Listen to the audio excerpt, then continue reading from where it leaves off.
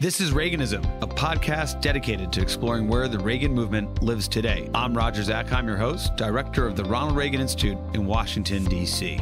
On this episode of Reaganism, Roger speaks with Kristen Soltis Anderson, who is a pollster, speaker, commentator, and author of the Selfie Vote, where Millennials Are Leading America. They discuss the changing landscape of Republican policies and politics. They also focus on the 2024 presidential election and what it means for the future of conservatism in America. Kristen Soltis Anderson, welcome to the show.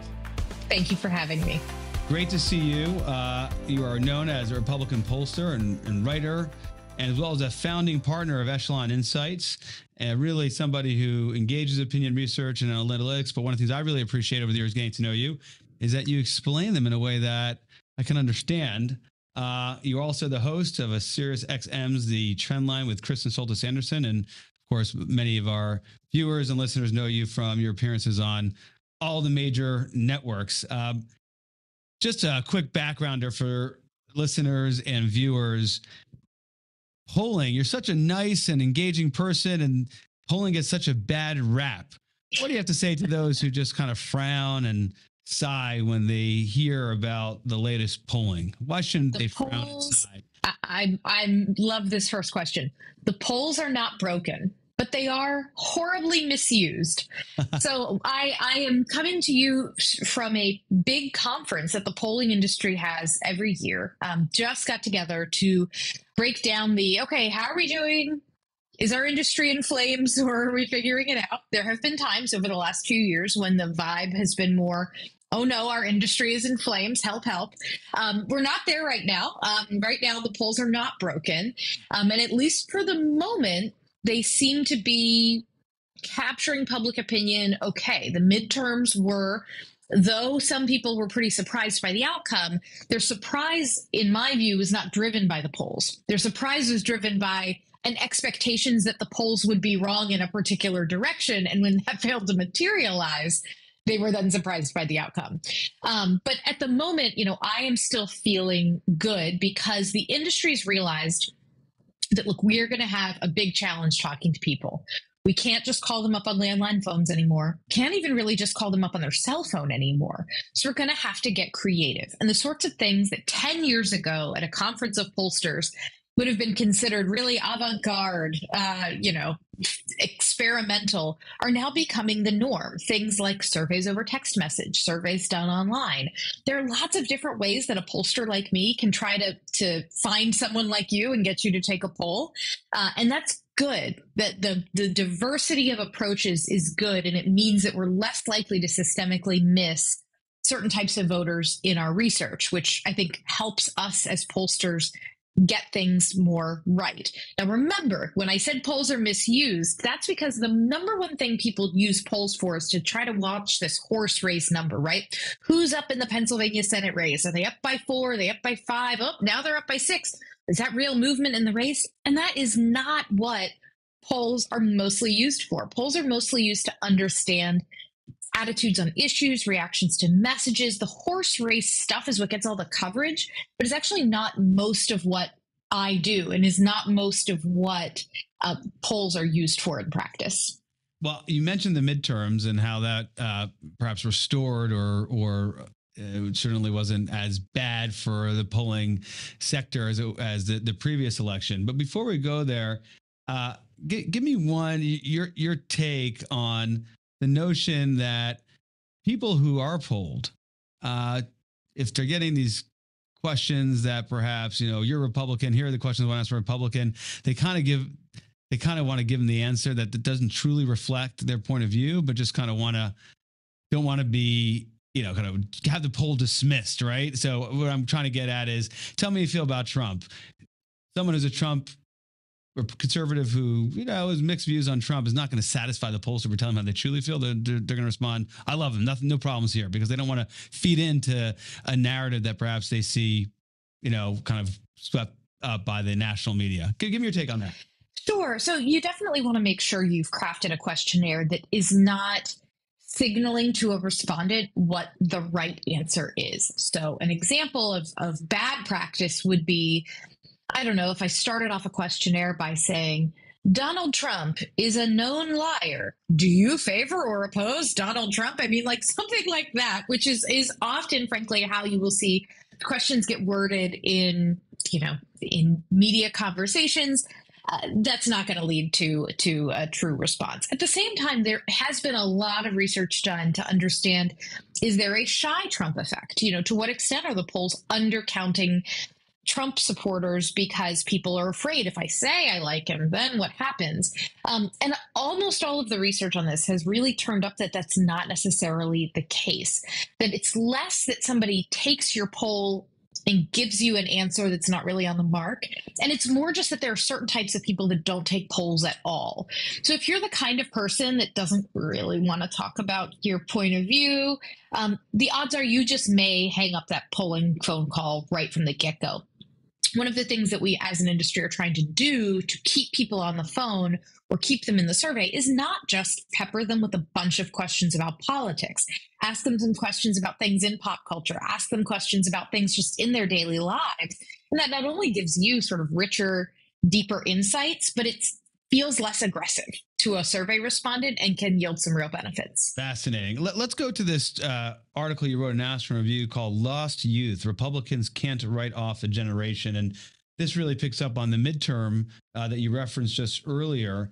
And of course, the quote, red wave never materialized. The Republicans hold a majority in the House of Representatives after the midterms. But of course, that's a very narrow majority, as Speaker Kevin McCarthy is wrestling with as the debt ceiling negotiations go on. Of course, the Senate still resides with the Democrats. And this is what you wrote. It's a longer piece, but to get to the point I want to emphasize is that part of the reason why is Republicans did not secure the youth vote. That's why they didn't succeed. And 22 midterms are a startling example, you write, of what happens when Republicans assume that disappointed young voters will stay home until they're older and magically turn conservative. Tell us more about that observation and how the youth vote impacts the midterms and why, in a sense, you think it will continue to impact elections going forward. Sure. Yeah. What you just highlighted in that quote is that I find two sort of pieces of wishful thinking on the parts of Republicans. The first is that when younger voters are disappointed in Democrats, as they overwhelmingly are these days, that means they'll say, well, I don't like either party, and so I will stay home. And that's not what we saw in the midterms, even though when I look at polls and, for instance, I say, do you approve or disapprove of the job Joe Biden is doing as president? It is younger voters who are among the most likely to express disappointment with Biden. It's a mistake to look at those polls and think that that means that younger voters will just stay home rather than turn out to the polls. And the second mistake that I think Republicans made, or piece of wishful thinking, is, well, yes, young people identify themselves as more progressive these days, but isn't that always the case? Don't young people always vote more progressive? They'll imagine, they'll grow up, they'll realize that Republicans are the ones that are the smarter ones with the better ideas about the economy, and we're the ones that are more realistic, and they'll come around to our point of view. And that's not really happening. I first began writing about this topic back in the 2008 election. Shortly after Barack Obama was elected, I got to work on a big research study trying to understand why did young voters break for Barack Obama by such a wide margin. And at the time, there were a range of theories, right? He's personally charismatic. He understood young people more than Republicans did, and so on and so forth. But what was striking to me is that even in past elections, you rarely had a younger vote group break by a 2-to-1 margin for one candidate. Like, this was very unusual. And my theory at the time was, this is unusual. If it persists and if young voters stay breaking like this for a couple of elections, it'll echo. And that's what we're starting to see. I am a millennial. Back when I first wrote this first research study, I was in my mid-20s. I'm about to turn 40 next year. I'm not, a kid anymore. Right. And yet, when I look at the polling of my peers, they have not gravitated sharply to the right as they have aged. They have begun voting more and more. There are new voters entering the process who maybe didn't participate in the 2012 or 2016 election, but now they're getting into the process. But they tend to hold some more progressive views, and there was a lack of effort on the part of the right to really reach them over a decade. And that's now bearing some pretty tough fruit for the right, even in midterm elections when the assumptions before were that, oh, these voters won't turn out as much. That's no longer the case. Fascinating. Two things I'd love to react to. One, as we look to 2024 and where the trend seems to be, Donald Trump is leading again in polling amongst Republican voters. So it's reasonable to expect that Trump could be the nominee. And then Biden, of course, announces that he'll run for re-election. You really have a unique situation of likely, of course, anything can play out on both sides. Two candidates, the Democratic nominee, incumbent, Republican nominee, who are 78 and older. Yeah. Just with all your experience and work dealing with quote unquote youth vote, young vote, the 18 to 30 demographic, what is this kind of, what is your experience understanding? Kind of how do you then look at the prospect of Biden v. Trump and kind of, is this demographic going to tolerate it? Are they going to sit, where do they go? Do they actually go out and vote, or are they just totally alienated by this? So first, whenever I bring up the concept of a Donald Trump versus Joe Biden rematch in, say, a focus group of swing voters, the reaction I get is almost visceral. The idea that we are just headed straight headlong into the kind of rematch from hell, if you will, for a lot of these swing voters who have unfavorable views, pretty deeply unfavorable views of both candidates. It is not particularly appealing. And there are real concerns, particularly about Joe Biden, that does he have the stamina? Does he have the ability to sort of do the toughest job in the world for another 4 years? At the same time, I would caution you from thinking that this is just something that young voters think, or that being an older politician is disqualifying with young voters. Consider Exhibit A, Bernie Sanders. Love him or hate him, there's not a lot about Bernie Sanders that radiates youth, if I may. But you do find that young voters really like Bernie Sanders. And frankly, we can also think about Ronald Reagan, who did very well with younger voters, despite not necessarily being the youngest president we'd ever had. So being older in and of itself is not a disqualifier to young voters. However, the ability to be older, but convey credibly that you understand that young people nowadays are going through unique challenges, that they are facing things that maybe older generations didn't face, being open to new approaches to solving problems. Those are the sorts of things that no matter how old you are as a candidate, a younger voter is going to want to see you do. Well, you mentioned the Reagan example, which of course came out in your piece, Lost Youth and National Review. And here at the Reagan Institute on Reaganism, no doubt we were paying attention to that. But it was always explained to me the reason why Reagan did so well with that demographic was he was focused on the future. It was always about the future. The 84 campaign, Morning in America.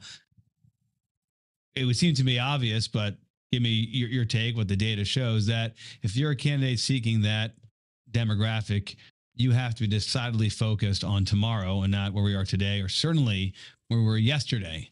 And that's the way you kind of capture them. It's not perhaps sufficient, but absolutely necessary. I completely agree. And I think that's one of the big problems that the former president has with trying to reach younger voters, is that this message of make America great again is inherently a little bit backwards looking. It suggests a time in America when things were better and we need to reclaim that. And to be sure, I've done a lot of research where I ask people, what decade do you think offered the best quality of life? What decade do you think offered the best culture? Those sorts of questions. And you find lots of voters, Gen X, particularly, they really love the 1980s. There are other generations that say, yeah, I think we used to do things better in the past. I'd like to go back to some of that. But for younger voters, while there is a little bit of 90s nostalgia, generally, you're finding less sort of longing for the past and more of a sense of, okay, we've got big challenges coming ahead. What are we going to do to fix them? And so this message of make America great again, I just think if that is the thing that the right becomes united around again for another, however many years, that it continues to miss younger voters who are not looking to make America anything again, that they're focused squarely on what is next.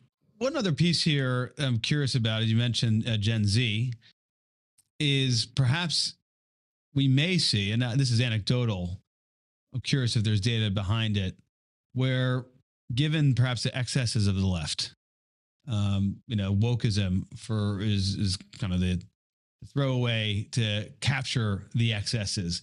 But the idea that the world is dying because of environmental challenges, that the United States in decline, that we're just this whole kind of narrative that seems to animate much of what the progressive left is trying to advance, is going to have a boomerang effect with Gen Z, in the sense that they don't want to be told that it's all going to be, kind of the country they're in is in decline, and this notion that we're building towards a more perfect union is something they never hear about, and that may invite that generation to look again to other parties, whether it's Republican Party or an alternative entirely. How much of that are you seeing as an opportunity, for example, to get to this lost youth? So I think there's a huge opportunity in being more optimistic. I think I take a look at data points where you ask voters, for instance, do you think the next generation will be better off or worse off than you were? And it tends to be older voters that actually are more likely to take that pessimistic view about the future, where young people may say, yeah, we're facing huge problems, but I'm actually relatively confident in our generation's ability to fix them. And I think a lot of times on the left these days, they have lost that ability to have a message that is optimistic about where things can go, that it is very very apocalyptic. And I think that there is the potential for a real kind of backlash there. And you see a little bit of this in polling I see of young people, where for Gen Z, in some ways they have views on a variety of issues that are much more progressive even than millennials. But if you actually look at like the Gen Zers who are left and who are conservative, that for them there is a really significant backlash to what they think has been sort of not a forceful pushback enough against, whether it's like free speech on campuses, a whole host of issues where it is young people who are saying, whoa, this seems like a little much. And I think that if the right had a viable, credible alternative that was interested in reaching them at all, you could certainly see some improvement there, because I think the left has taken many of these young voters for granted with a message that is not necessarily inspirational. Yeah, that's exactly where I want to go. But it doesn't seem to have been something that any elected Republican has fully leveraged. I don't quite know, for example, where Governor Youngkin in Virginia, how he did with young voters.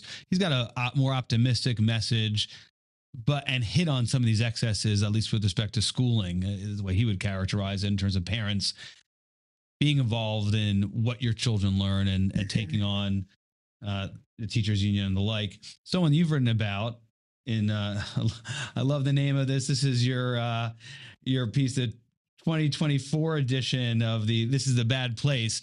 But you've also written about not just Donald Trump, President Trump here, but also Governor Desantis. And maybe perhaps you would think Governor Desantis might be someone who, because he's younger, because he's getting after these excesses, I'll call him that, a younger voter who's open to this, right, might be supportive. But you haven't found that just yet, at least in one area I read, where Governor DeSantis is focused in terms of education. What did you find when you looked at this? Yeah, so it's a little bit of a mixed bag. I mean, there are certainly areas where, for instance, if you look at Governor DeSantis's record on environmental issues in Florida, it's actually been one of his most bipartisan focuses. And being able to say you have a strong agenda on the environment is very appealing to young voters across the political spectrum. Even for young Republicans who can be quite conservative, you wouldn't necessarily think of them as prioritizing an issue like climate change, like you'd find it as the number one issue among young progressives.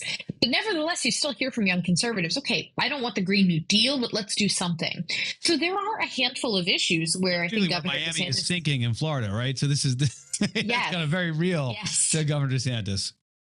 Yes. So there are plenty of opportunities, I think, for somebody like Governor DeSantis to point to his record and say, Hey, I'm with you. You've also seen there are big divides on foreign policy, and I know we'll talk about this a little later on the right. But this more kind of skepticism of America's leadership in the world, or what have you.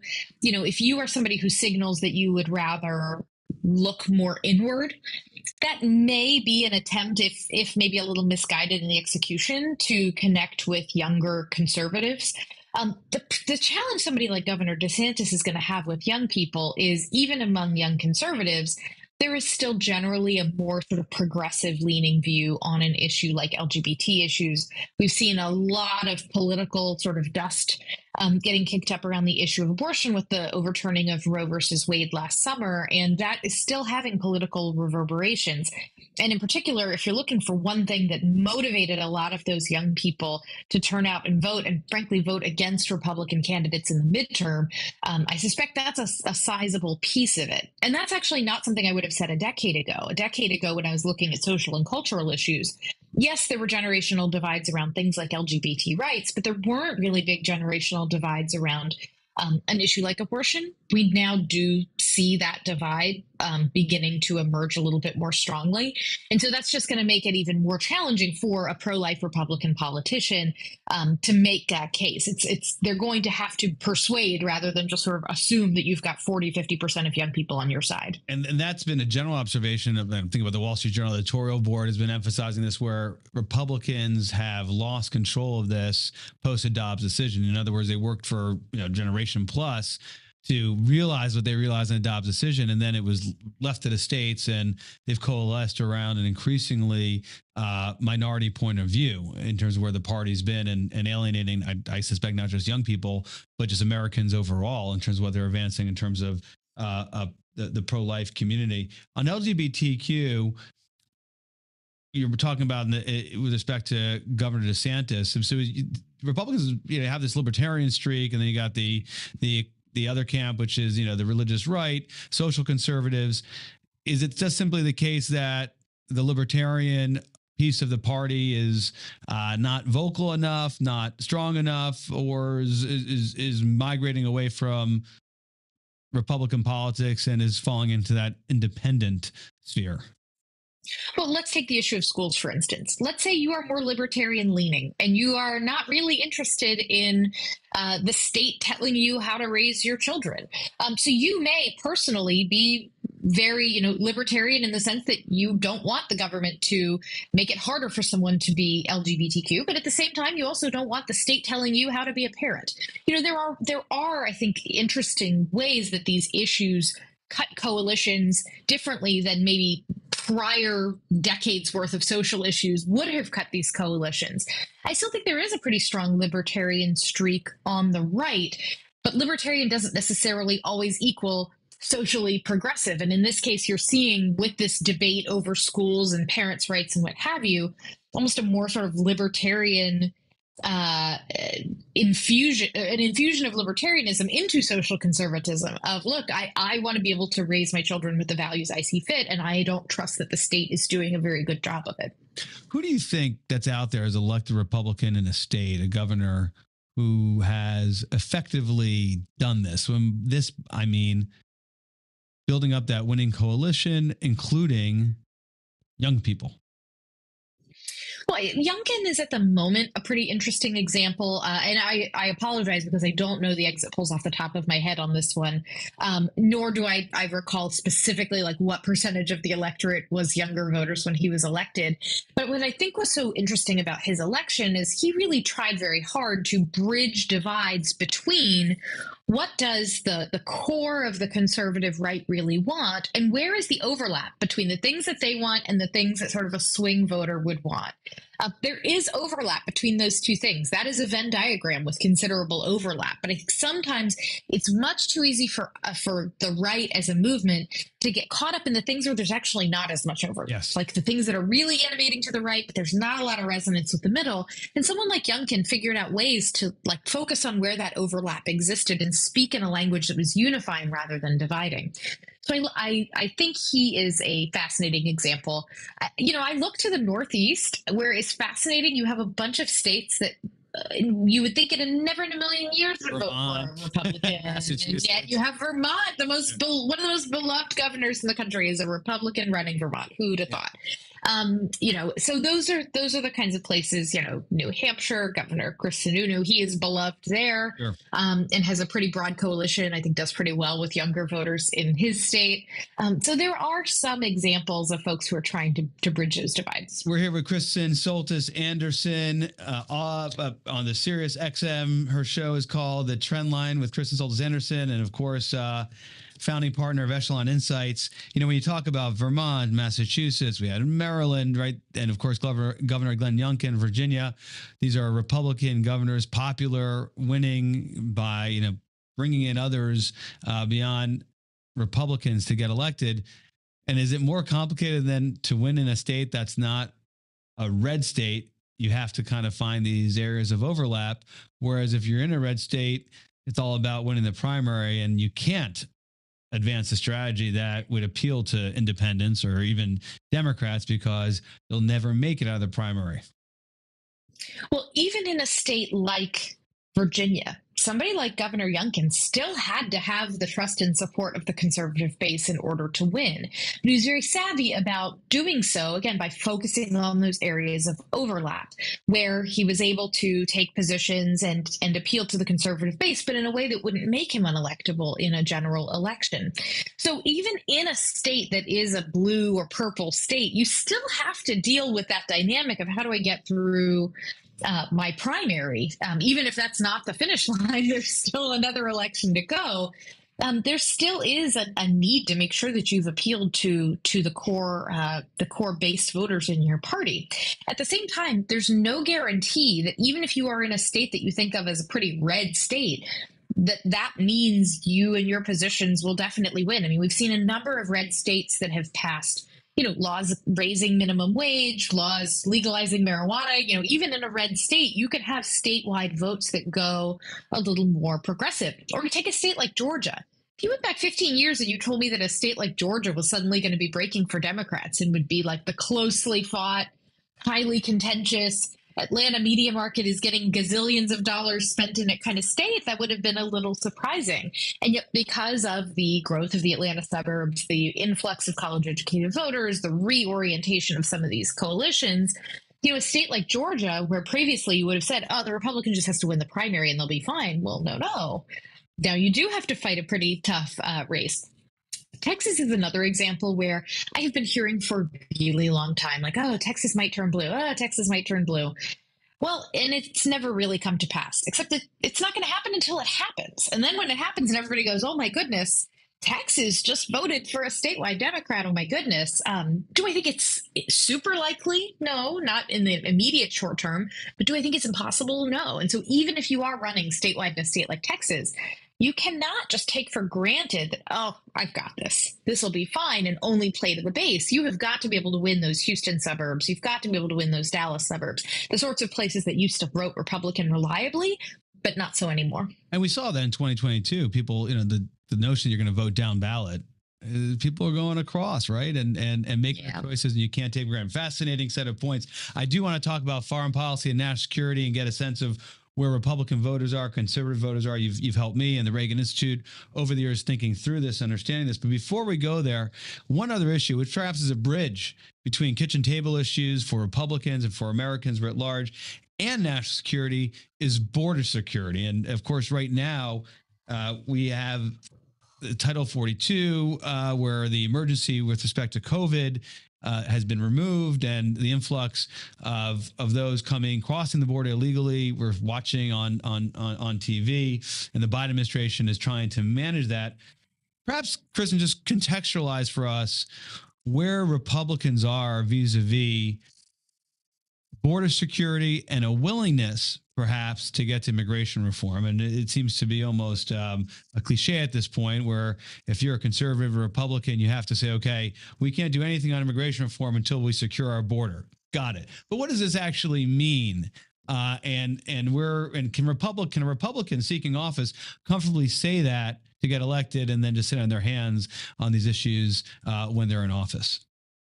So the problem with an issue like immigration, and I put other issues like guns, for instance, into the same sort of bucket, is you have this weird dynamic where if I ask in a survey, do you support or oppose increasing the background checks that people must undergo in order to own a firearm? Or if I ask in a survey, do you support or oppose making the Dreamers legally allowed to stay in the U.S., enacting legislation that would enshrine DACA, keep DACA in law? These are the sorts of things where you'll see huge majorities of Americans, including often majorities of Republicans, saying, like, sure, I'm okay with this. And so you would think, well, why doesn't it wind up getting put into law?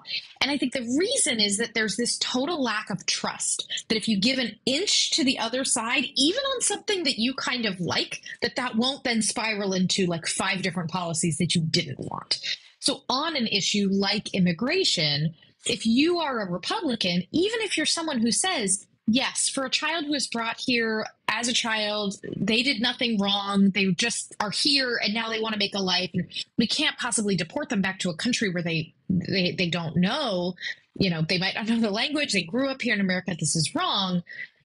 But if I say yes to this, what other, am I opening some Pandora's box? Because I don't trust that the left is just going to stop at this. I don't trust that that's going to be the end. I believe that they may want to loosen X, Y, or Z, or roll back policies 1, 2, and 3. And it's that total lack of trust that means it's hard to get people on board with anything that's like comprehensive reform. So it used to be that when we had this conversation about immigration reform, we said, look, we got to do these 2 things at the same time. Right. You have to do the reform with the border security. They have to come in sequence, but they have to be paired together. And I'm increasingly skeptical of the idea that these big comprehensive bills are the way to get things done, that instead little bills where you say, nope, we are just keeping it limited. We're not trying to open Pandora's box here. We can all agree that we need to fix H-1B visas. We can all agree that we need to fix the asylum system. We can all agree that we need to get more immigration judges down at the border. Those are the sorts of things that I wonder if they were pursued as smaller bits and pieces of legislation, if you'd see more comfort than you do around big, comprehensive. That makes sense to me. And you mentioned dealing with gun control, gun legislation. You did have an example of that about a year ago with respect to red flags, right? And after the Texas massacre, you had someone like Senator John Cornyn actually engage and do a kind of more piecemeal, smaller gun legislation with Democrats. Again, that certainly hasn't solved the problem. It's an example of where Republicans went someplace where kind of prior to that, many thought they wouldn't even go, given the sort of mentality, if I give an inch, then what am I going to give up? What leverage am I giving up? And the like. Let's migrate to foreign policy and national security and where Republicans are. And you've written a lot about this. And one recent article wrote in May, younger generations of both parties are trending away from a more muscular U.S. foreign policy worldview, and the Republican Party as a whole is less and less sure that the conflict in Ukraine affects American interests. Talk more about what you've been seeing and why Republicans are trending this way broadly with respect to American leadership in the world, and more specifically with Ukraine. And then we'll do a follow-up in terms of Trump supporters and DeSantis supporters as well. Interesting point you have there. Sure. So the politics of foreign policy look very different today than they did 2 decades ago. And part of that is the influence of Gen X and younger voters within the Republican Party. So what we did in our survey research is they said, if you wanted to figure out who has a kind of, as you use, muscular, assertive, whatever, adjective you want to use for foreign policy worldview, what are the questions that would help identify who those people are? So I canvassed around to a couple of people I know who work in the foreign policy world and said, if you were picking like 5 questions that would determine, okay, if you say yes to these 5 questions, then you're with me. And we picked questions around things like the defense of Taiwan, questions about whether or not, the United States has something at stake in the war in Ukraine, questions about defense spending and whether cutting defense spending as a way to balance the budget, would that be a good idea or a bad idea?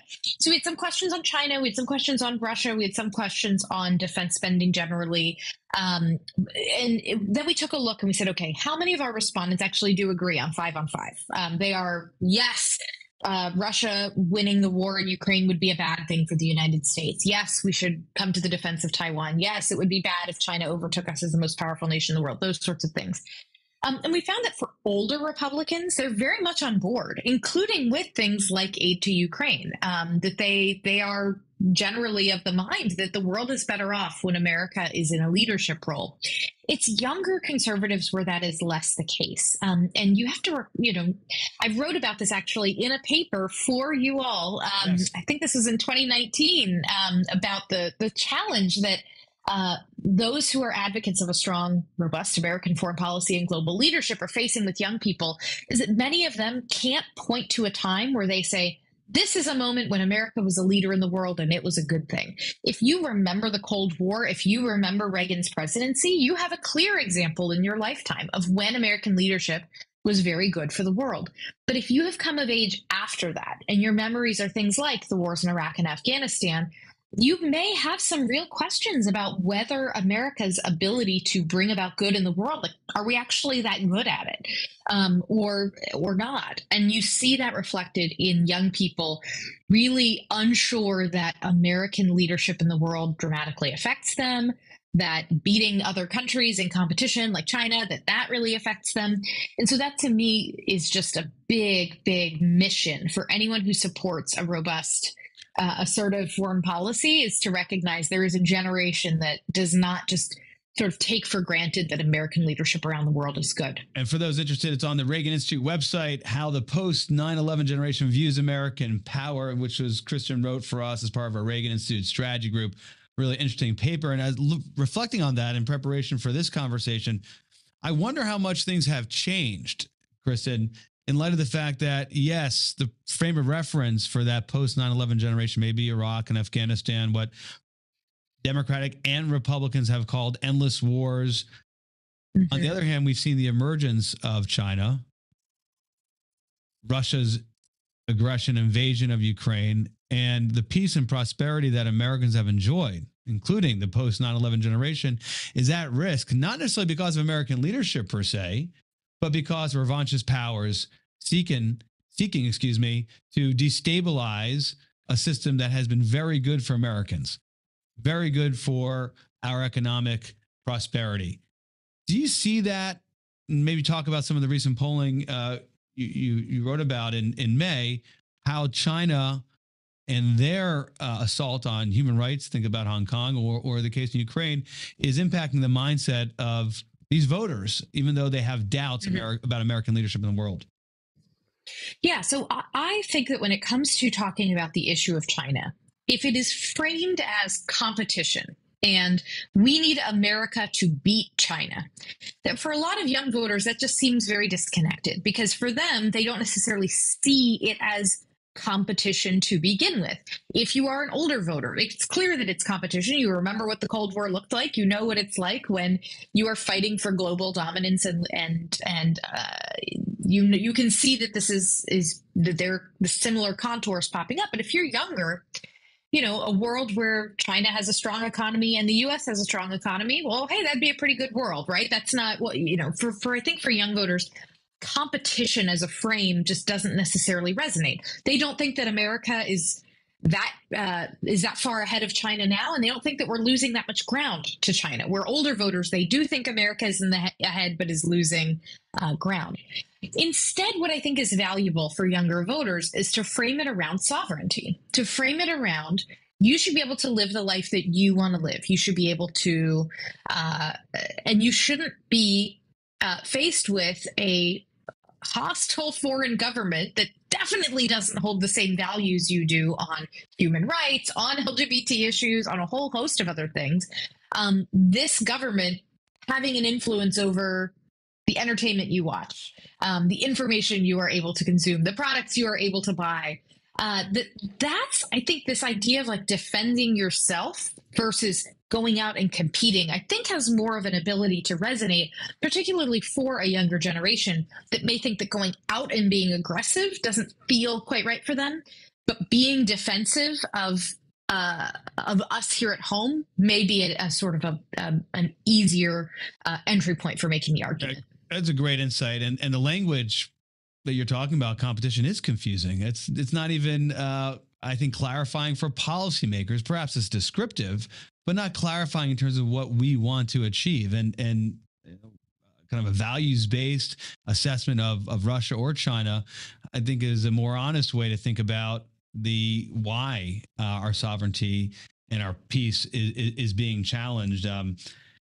We think about the assault on Hong Kong or the treatment of Uyghurs. I mean, these are the sorts of things that really does kind of assault American values. And I would think, certainly President Reagan didn't shy away from calling that out in his day with respect to the Soviet Union. And I think to the extent that Americans will get behind what is a bipartisan kind of establishment consensus with respect to China really requires more of the framing of the kind you described. So I'm on board with what you say, Kristen. We're going to move just in a moment to our lightning round as we wrap up this conversation. But before we do, give me your take. And this goes back to, we're talking about a potential President Biden, President Trump matchup, where you have candidates who are deep in their 70s, early 80s, who are not popular in terms of the overall electorate, some not even within their own party. The possibility in this environment for a third-party candidate, you hear murmurings. I think the establishment point of view is, hey, that just doesn't work in the system anymore. There's no way someone could get in the race and kind of be that alternative. But when you have two candidates carrying the negatives they carry, in the world of polling and the data that you absorb and look at, is that actually viable this go around? I think an interesting analogy, or if you take a look back at past presidential elections, take something like the 2012 election.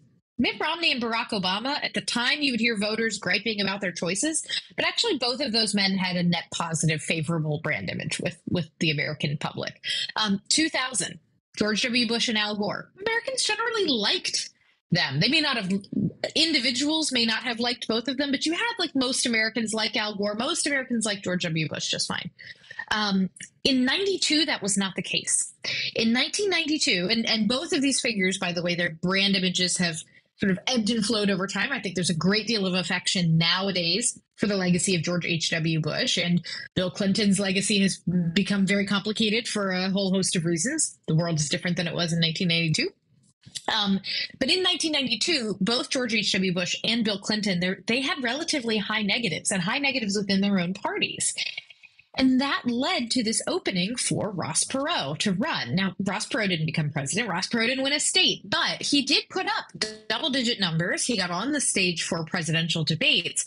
And I think that's an interesting example of like what could happen again. If you have Donald Trump and if you have Joe Biden, if you have two candidates who have these sky-high unfavorables and you have Americans desperate for anything different, could you get a third-party candidate? Now, I don't suspect that person becomes president of the United States, but could they put 15, 20 points on the board in a couple of states? Possibly. You've got all sorts of things like ballot access also to worry about. But I would encourage people, think about 1992 and the conditions that led to Ross Perot. That's a great analogy. That's what I think of when people ask me that question. And my recollection of Ross Perot, at least the Republican narrative, the George H.W.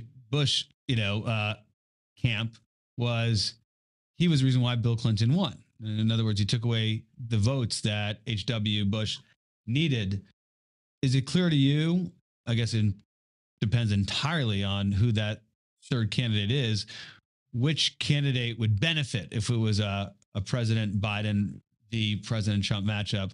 Which candidate would benefit most from a third party, serious candidate weighing in, the kind that Ross Perot? It is not clear to me specifically that there is a natural way that it would default. And my hesitation so I say flippantly, like, oh, they could get 15-20%. Here's the difference between 92 and now. Is in 92, if I asked voters who wound up voting for Bill Clinton, like, do you think that the re-election of George H.W. Bush would be apocalyptic for the country?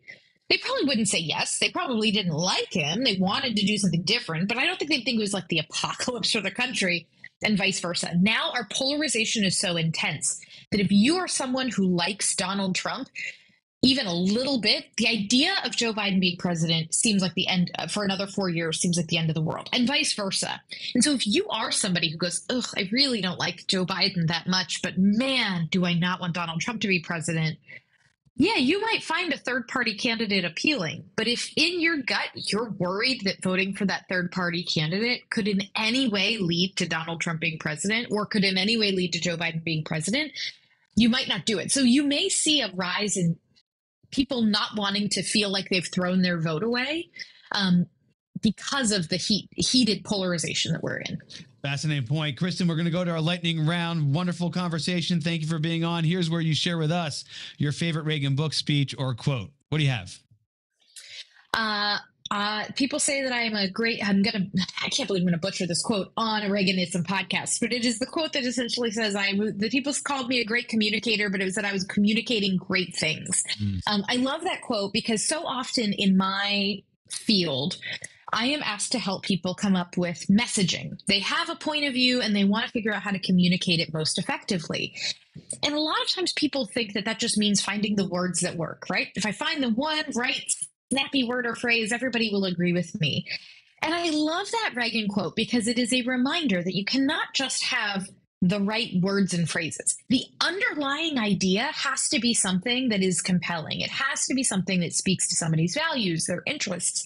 You can't just put fancy words on a bad idea. You have to communicate great things. And then once you have something great you want to communicate, by all means, let's find the words that work. Let's put the right phrasing on it.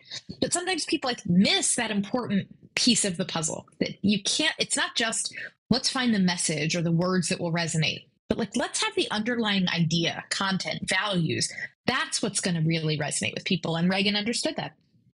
Kristen, fantastic quote and explanation. Totally resonates with us here at the Reagan Institute, where we are in the business of advancing ideas and principles that were relevant for the 40th president and we still think are relevant today.